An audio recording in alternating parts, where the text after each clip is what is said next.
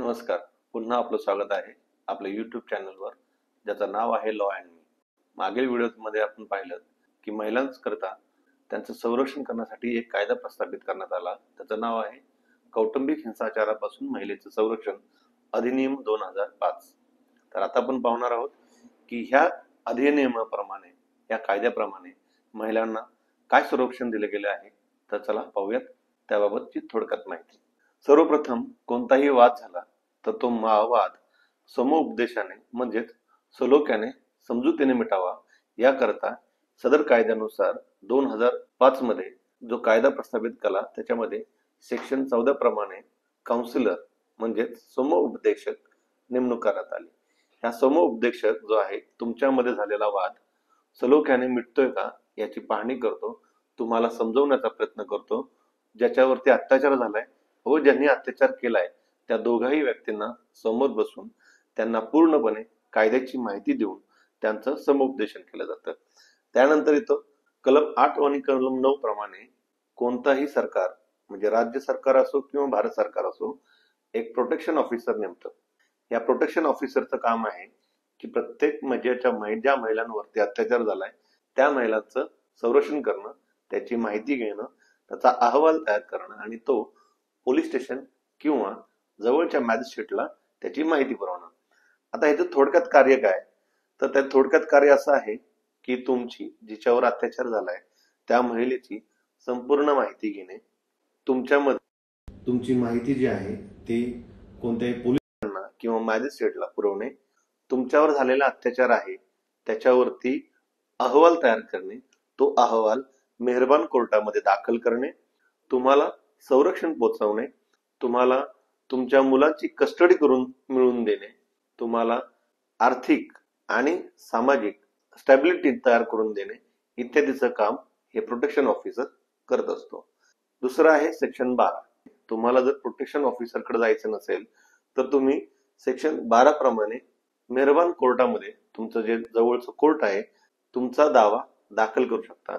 तो दावा लिखित स्वरूपाचा असावा, त्याच्यामध्ये तुमच्यावर झालेल्या अत्याचाराची पूर्ण माहिती नमूद असावी. तो जो दावा आहे सेक्शन 12 प्रमाणे दाखल केल्यानंतर कोणत्याही कोर्टाला तो दाखल केल्यानंतर पहिल्यांदा हिअरिंगसाठी 3 दिवसाच्या आत घ्यावा लागतो आणि तो जो दावा प्रथम दाखल केल्यापासून ते 6 महिन्यामध्ये किंवा 60 दिवसामध्ये निकाली काढावा लागतो. सेक्शन 12 प्रमाणे तुम्हाला मॅजिस्ट्रेट समोर अर्ज दाखल केल्यानंतर सेक्शन 13 प्रमाणे जे रिस्पॉन्डंट आहेत त्यांना मेहरबान कोर्ट नोटीस काढतं आणि कोर्टामध्ये हजर राहण्यासाठी आदेश देतं. त्यानंतर सेक्शन 14 प्रमाणे रिस्पॉन्डंट कोर्टामध्ये हजर राहिल्यानंतर जे दावा दाखल केलाय ती व्यक्ती आणि रिस्पॉन्डंट यांच्यामध्ये पुन्हा काउन्सिलिंग केलं जातं. त्यानंतर सेक्शन 16 प्रमाणे तुमची जी महिला आहे तिचं आयडेंटिटी डिस्क्लोज होऊ नये किंवा तिच्यावर झालेला अत्याचार समाजासमोर येऊ नये म्हणून जे संपूर्ण ट्रायल आहे ती इन कॅमेरा चालावं म्हणून ही या कायद्यामध्ये प्रोव्हिजन केलेलं आहे, ती अंडर सेक्शन 16 प्रमाणे. दुसरं आहे सेक्शन 17 प्रमाणे तुमच्यावर वाद होत असेल आणि तुम्हाला त्याच घरात राहायचं असेल तर मेहरबान कोर्ट असा आदेश पारित करतं की तुम्ही त्याच घरात राहून तुम्हाला संरक्षण दिलं जाईल, तुमच्या दैनंदिन गरजा भागवण्यासाठी तुम्हाला आर्थिक मदतही केली जाईल इत्यादी स्वरूपाचे आदेश सेक्शन 17 प्रमाणे केलं जातं. सेक्शन 18 प्रमाणे तुम्हाला प्रोटेक्शन ऑर्डर मेहरबान कोर्ट जे आहे ते पारित करतं. आता हे प्रोटेक्शन म्हणजे काय, तुमच्या कामाच्या ठिकाणी तुमच्यावर अत्याचार होऊ नये म्हणून प्रोटेक्शन, तुमच्या राहत्या घरी तुमच्यावर अत्याचार होऊ नये म्हणून प्रोटेक्शन, तुम्ही समाजात वावरत असताना तुमच्या समाजामध्ये जे रिस्पॉन्डंट आहेत यांच्याकडून त्रास होऊ नये म्हणून प्रोटेक्शन, अशा स्वरूपाचे प्रोटेक्शन सेक्शन 18 प्रमाणे या कायद्यामध्ये पारित केले जातात. सेक्शन 19 प्रमाणे तुम्हाला राहण्याकरिता म्हणजे आता जर सपोज तुम्हाला त्या घरात राहायचं नसेल आणि तुम्हाला वेगळ्या अकोमोडेशन मध्ये राहायचं असेल किंवा वेगळ्या घरात राहायचं असेल तर सेक्शन 19 प्रमाणे मेहरबान कोर्ट जे आहे ते आदेश पारित करतं आणि त्याचा जो काही राहण्याचा खर्च आहे तो रिस्पॉन्डंट म्हणजे त्या महिलेचा पती किंवा सासरकडील लोकांनी किंवा ज्याने अत्याचार केलाय त्यांना द्यावा लागतो. दुसरं आहे सेक्शन 20. सेक्शन 20 प्रमाणे ज्या महिलांवरती अत्याचार झालाय त्या महिलांचा अत्याचार पाहून त्यांना आर्थिक मदत मिळणं गरजेचं असते व त्यांना स्वावलंबी जीवन जगावं म्हणून मेहरबान कोर्ट सेक्शन 20 प्रमाणे आर्थिक मदतीची तरतूद करते. आता ही आर्थिक मदत कशा स्वरूपात असते? तुमच्या दैनंदिन गरजेसाठीची आर्थिक तरतूद, तुमच्या औषध उपचारासाठीची आर्थिक तरतूद किंवा तुमच्या मुलाबाळांच्या पालन पोषणासाठी आणि शिक्षणासाठी केली जाणारी आर्थिक तरतूद.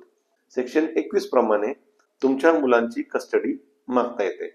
जर तुमच्या मुलांवरती रिस्पॉन्डंट म्हणजे जे महिलांवरती अत्याचार करतात त्यांच्याकडून होणारा अत्याचार होऊ नये म्हणून तुम्ही सेक्शन 21 प्रमाणे तुमच्या मुलांची कस्टडी तुमच्याकडे मागू शकते. सेक्शन 22 प्रमाणे ज्या महिलांवरती कौटुंबिक हिंसाचार झालेला आहे त्यांना भरपाई म्हणून मेहरबान कोर्ट काही रक्कम देते आणि ती रक्कम रिस्पॉन्डंट म्हणजे त्या महिलेचे पती किंवा घरातील ज्यांनी अत्याचार केलाय अशा व्यक्तींकडून वसूल केले जाते. ते येते सेक्शन 22 प्रमाणे. आणि सेक्शन 23 प्रमाणे तुम्हाला सदर जो तुमचा अर्ज आहे तो निकाली काढेपर्यंत वेळ लागेल म्हणून लवकर काहीतरी तरतूद व्हावी म्हणून इंटरिम ऑर्डर पास केले जाते. सपोज जर एखादी रिस्पॉन्डंट तिला नोटीस बजावूनही तिला माहिती असूनही मेहरबान कोर्टात हजर राहत नसेल तर संपूर्ण जे दावा आहे तो एकतर्फी चालावा म्हणून सुद्धा या कायद्यामध्ये सेक्शन 23 प्रमाणे तरतूद केलेली आहे. तरी सर्व महिलांनी त्यांच्यावर होणारा अत्याचार सहन न करता समोर आलं पाहिजे आणि त्यांनी त्यांच्या अत्याचाराविषयी आवाज उठवला पाहिजे. हीच आमची या व्हिडिओमधून आपल्याकडे माफक अपेक्षा असेल. जर तुम्हाला आमचा व्हिडिओ आवडला असेल तर आमच्या चॅनलला लाईक करा, सबस्क्राईब करा आणि हो बेल आयकॉन दाबायला विसरू नका. तर भेटूया पुढच्या अशाच एक चांगल्या व्हिडिओमध्ये. तोपर्यंत धन्यवाद.